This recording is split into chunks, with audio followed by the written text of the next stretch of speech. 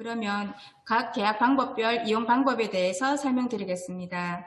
S2B 시스템 계약 방법은 크게 4가지로 구분할 수 있습니다. 1인 수의 견적 정보, 1인 수의 견적 요청, 2인 수의 안내 공고, 입찰로 구분할 수 있는데 간혹 어떤 분들이 계약 방법을 결정할 때 입찰을 해도 되나요? 라고 고민하시는 분들이 있으시더라고요. 저는 그 질문에 신호등 초록불에 건너도 되나요? 라고 묻는 것과 같다라고 말씀을 드립니다.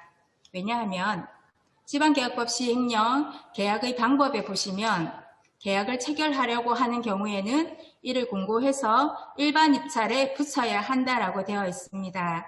따라서 계약의 원칙은 일반 입찰이 원칙입니다. 다만 어쩌고 저쩌고 필요하다고 인정한 경우에 지명 입찰을 하거나 수의 계약을 할 수 있다라고 되어 있습니다. 그래서 수의 계약을 반드시 하라는 의미는 아닙니다. 그런데 학교에서 너무 수의 계약을 일반화해서 하다 보니 계약의 원칙이 입찰임에도 불구하고 내가 입찰을 하면 안 되는 건가? 라고 생각하시는 분들이 있으신 것 같더라고요. 그래서 예외는 예외일 뿐 계약의 원칙이 입찰이라 하는 것을 잘 기억하셔서 계약 업무를 처리하실 수 있도록 당부드립니다. 그러면 계약 방법 결정 기준이 우리가 흔히들 금액을 기준으로 하는데 금액과 내용 중에서 실제로는 내용을 중심으로 계약 방법을 결정하셔야 된다고 말씀드립니다. 법에서 정한 금액 한도를 준수해야 하지만 내용을 검토해 보시고 계약 목적을 달성할 수 있는 가장 적절한 방법을 선택하시는 것이 바람직하다라는 의미입니다.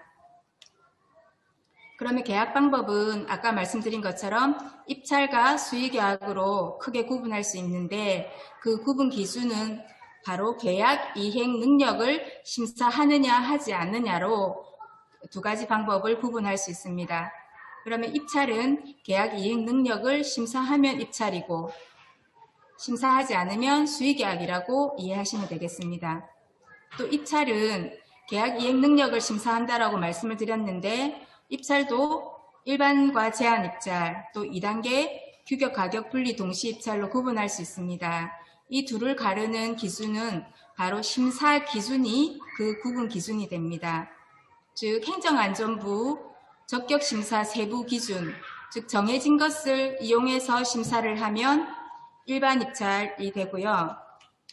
제한평가 항목이라든지 배정 기준, 내가 만든 것으로 심사를 하게 되면 2단계의 규격 가격 분리 동시 입찰이 되겠습니다.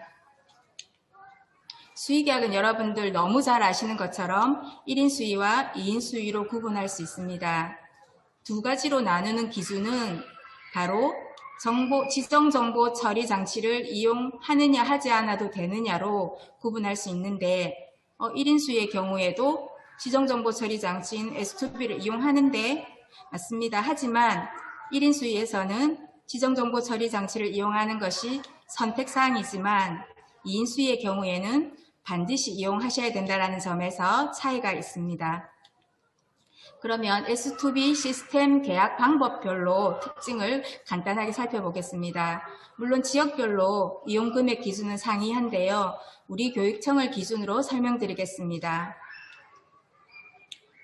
잘 아시는 것처럼 1인 수의 견적 요청 같은 경우는 물품인 경우에 견적 정보와 견적 요청은 1천만 원 이하인 경우, 그리고 2인 수의의 경우에는 물품의 경우 5천만 원 이하, 입찰은 7천만 원 이하입니다. 그리고 공사 용역은 공이 모두 다 2천만 원 이하로 S2B에서 계약을 할 수 있습니다.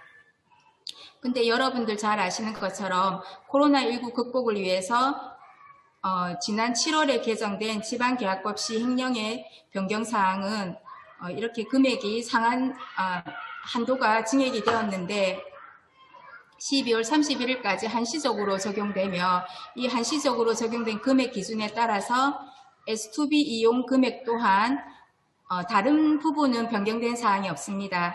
2인 수의 물품 구매 가능 금액이 당초 5천만 원에서 7천만 원으로 상향되었고요.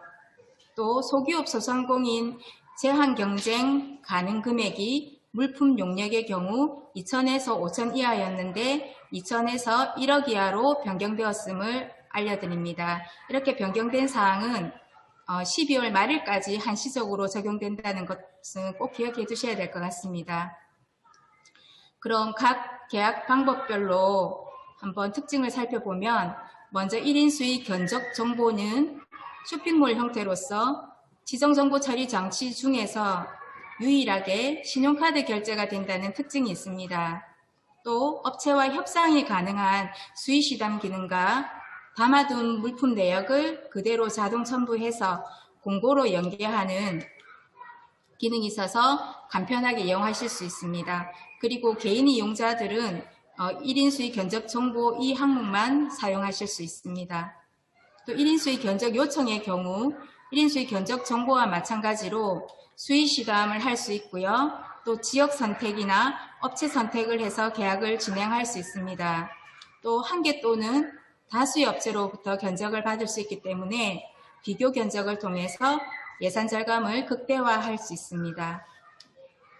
2인 수의는 2인 이상 견적서를 받아 계약을 체결하는 형태인데 이용 한도가 물품 5천만 원에서 한시법 적용을 받아 12월 말일까지 7천만 원 이하로 변경되었음은 앞 화면에서 말씀을 드렸고요. 또 공고기한은 토요일, 공휴일 제외하고 3일입니다. 그런데 이 부분은 시스템에서 자동으로 세팅이 됩니다. 또 번거로운 공고문 작성을 체크박스 클릭 한 번으로 자동으로 작성해서 제공해 주기 때문에 계약 담당자의 업무 편의성이 매우 높은 장점이 있습니다. 입찰은 2인 수의와 하는 방법은 비슷한데 공고기한이 2인 수의 안내 공고에 비해 길고 또 계약 상대자 결정 시 적격 심사를 한다는 점에서 차이가 있습니다.